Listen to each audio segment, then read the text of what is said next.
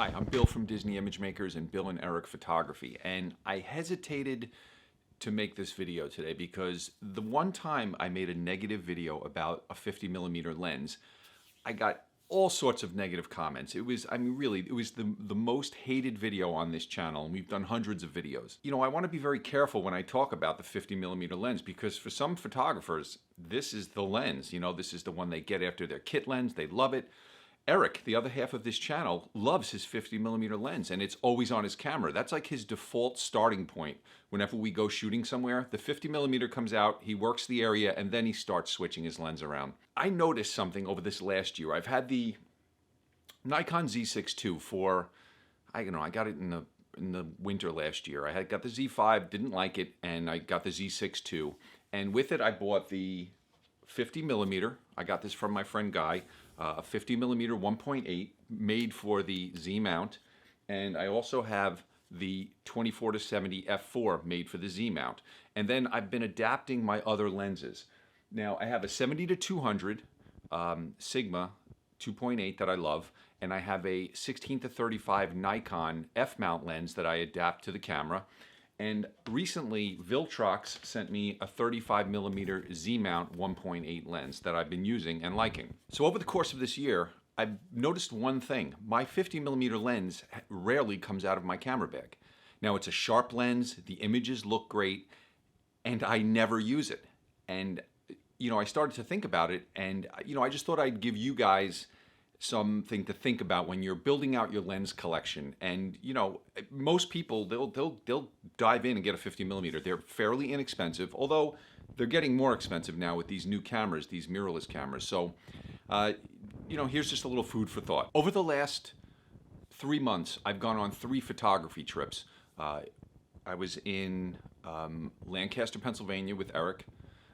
We also did a photography trip to the Poconos, where we shot all around, you know, that area in the mountains there, and we went to Bushkill Falls, and just beautiful area. You know, brought all my lenses with me, and we did another trip. I did another photography trip, and I can't remember where it was. I was up in Cape Cod at the end of the summer, also Lake George. I traveled around a lot with the RV this summer, so I was out shooting. And I also did some work for people. I did some private parties and things. On these last few photo trips, this never left my camera bag. Every morning I'd go into my main bag and think of the lenses that I was going to use for the day.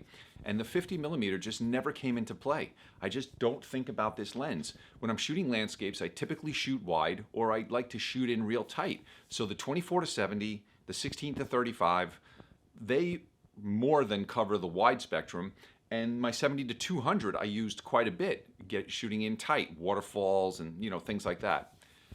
So for landscape photography, the 50mm lens I never use. It just doesn't come out of the bag. Now, you might say, well, what about portraits? You know, you might use the 50mm in a dark environment or in portraits, and that's true. But now that I have this Viltrox 35mm, I'm going to this. I find that I like a little bit of a wider viewing, you know, angle of view. And these cameras are so good, and there's so much resolution in them. They're both 1.8 aperture lenses. So I would rather have that little extra room in my frame and then crop in if I need to. It's not going to make a difference. Most of the pictures that I take, even when I'm working professionally, people share them on social media, or they make photo books, you know, that they share online with their friends and family. Every now and then they'll print out a couple of pictures. And, you know, cropping in a little bit is not going to make a big deal. It really doesn't matter at all.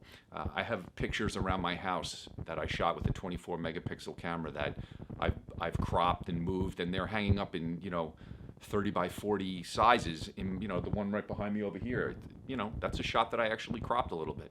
So there's no issue with the resolution on these type of things. So you can crop in if you want to shoot a little wider. And if I'm shooting portraits for real, like family portraiture, or if I was shooting like a graduation, or, you know, something like that, or a Sweet 16, or these type of parties, if I want to get a really nice picture of the, you know, the person that the event's about, my 70-200 is the lens that I'll use for that. It gives me a beautiful out of focus background, and if you shoot at the long end of the lens, it really is flattering for someone's face. Where at 50mm, you're right at the edge of where you want to be shooting before you start to get some distortion in the face. A 35 millimeter I really wouldn't use, for people unless I really had to. But you want to be over 70 millimeters, I think. 85 millimeters is a great portrait length. So that's something to think about also. So while the 50 millimeter kind of falls right in the middle, and it's a very boring field of view, I think. I don't know. It just doesn't offer me anything, really. I never go for it. If you have other lenses in your bag, I don't know. I think I would spend the money on a 35 or something a little bit wider maybe, or an 85 if I was going to shoot portraits. I wouldn't go for that middle of the road lens. I'd go for something a little different on each end of that. So I'm going to give you some examples of this. I shot a Sweet 16 over the summer, and I had two lenses with me. I knew the venue, it's a small venue, it was going to be dark. I had a Nikon 24-70 f2.8 lens f-mount that I was going to mount on the Nikon Z6 II, and the Nikon Z6 II has excellent low light performance, so I wasn't worried about ISOs, and I shot with a flash the whole night. So every shot was taken with a flash. So I was set up in manual, and I pretty much dialed in all my settings, and I was good. Where I ran into trouble was I wanted to get a little shallower depth of field. So I said, all right, I had brought the 50 with me. I had the 50 millimeter 1.8 and I had the 24-70 2.8. Now you're saying that's not such a big difference, but there really is. If you shoot at 1.8, it actually softens the background a little bit more and you get some separation. There was a lot going on in the room. There's like mirrors and lights and all this stuff. If you look at these shots, the images look fine, but what I found was happening to me when I put the 50 millimeter on, this wasn't a big room, and I found myself having to keep backing up. This is the only time I've used the 50 millimeter in this type of situation, and I found myself being very, feeling like an awkward shooting environment for me, because I couldn't just use the zoom like I was used to. I couldn't go from 24 all the way to 70 without telling my subject or having to disrupt what was going on in front of me. I could get different compositions with my zoom lens without the subject even knowing it. They don't even know what's going on. I'm doing it all in the camera. Here, I had to be moving all the time. So I'd be like, hold on a second, I gotta move back to get this many people in the shot. Or the Sweet 16, the girl whose Sweet 16 it was, she wanted to do a fun picture with her friends where they jumped in the frame. Well, of course, they jumped, and they jumped right out of the frame because I couldn't get wide enough. I had people behind me, there was DJ booths around, there was all sorts of stuff. I had to back all the way up, and people were walking in between us. So I really, this like cemented for me that the 50 millimeter lens is just not for me. It's just one of these lenses that I'm not going to use. The point of this video is not to tell you not to buy a 50 millimeter lens. It's to tell you why I don't like the 50 millimeter lens. And as someone who shoots all sorts of different things, landscape photography, events, portraits, I shoot everything. I mean, I'm not like specialized into one thing.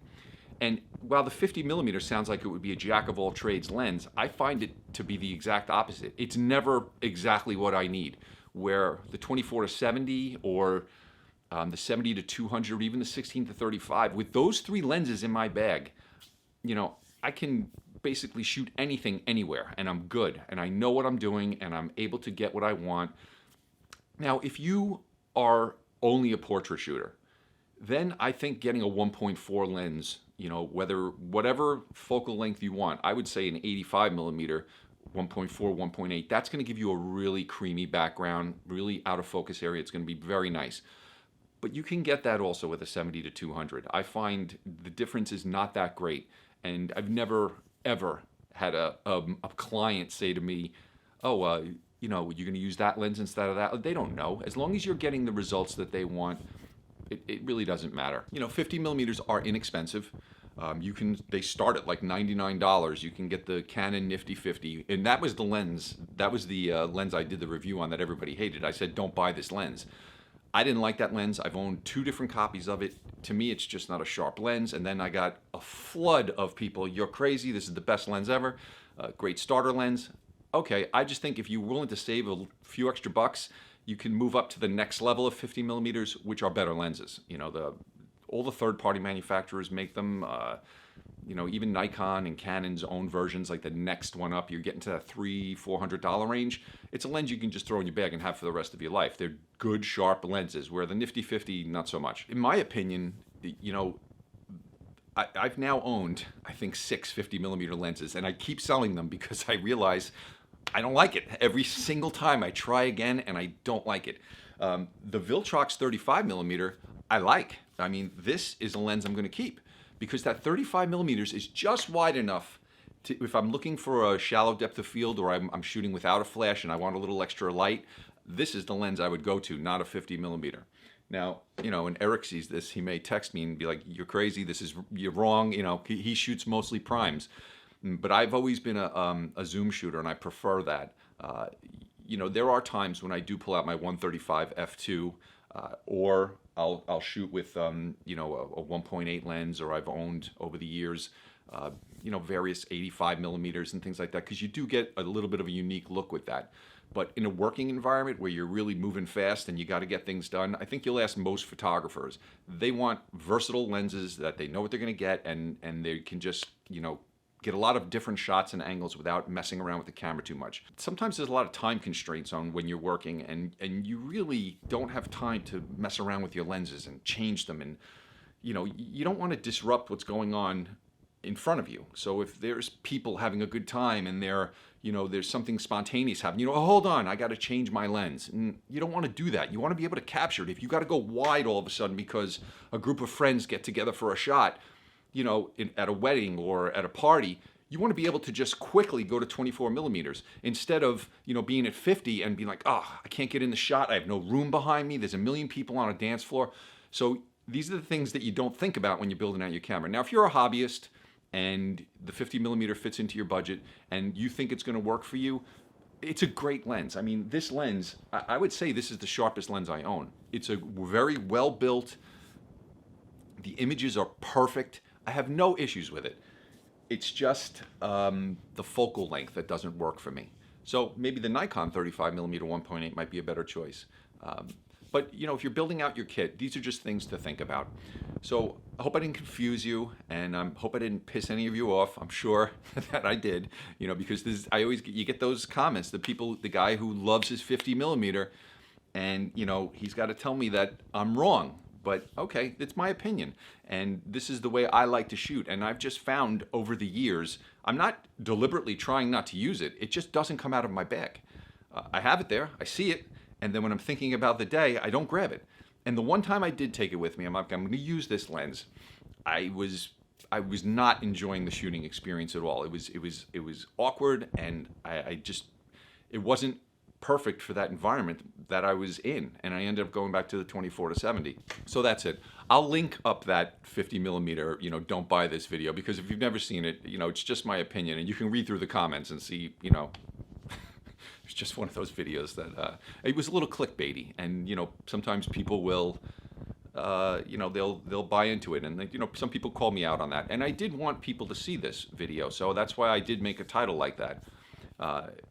You know, because but it was one of the most popular videos on our channel because it's a debate about this. You know, some people love them, some people don't like 50mm lenses. Okay, so I'll drop those couple of videos here, and maybe I'll drop one of Eric's where he talks about his 50mm and why he loves it so much, and give you an opposing opinion to, you know, mine, because for him, that's his go-to lens, and that's the lens that he recommends everybody get. And, you know, it's funny, we can shoot next to each other, and we do often, and we get different images all of the time. It's a very interesting thing when you shoot with somebody. Over the years, we've shot thousands and thousands of images together where we're literally 2 feet apart, and they look completely different. And that's the beautiful thing about photography. You know, it's really, you know, the camera is just the device, but it's the photographer that's out there doing the creating. You know, it's what your eye sees or what you want to create in the camera. Okay, thanks for watching, and I'll see you in the next video.